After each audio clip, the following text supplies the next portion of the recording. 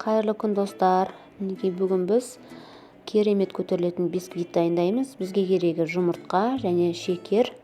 Осын табаға салып, аппақ үлпілдек болғанша миксерлейміз.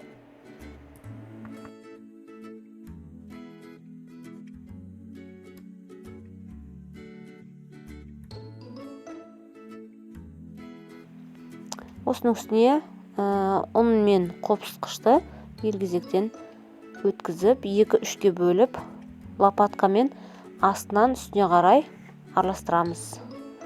Бұл жерде өте абай болу керек, массаны басып алмауымыз керек.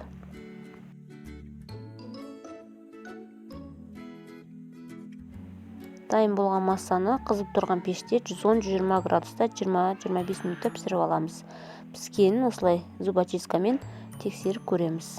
Толық суығаннан кейін осылай формадан аламыз.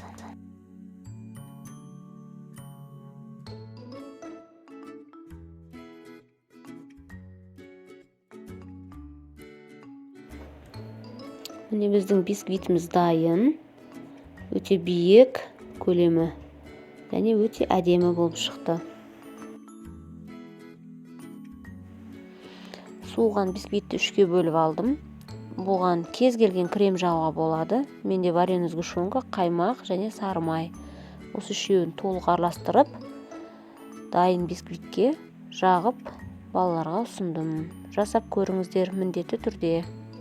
Өте әдемі шықты. Ас болсын.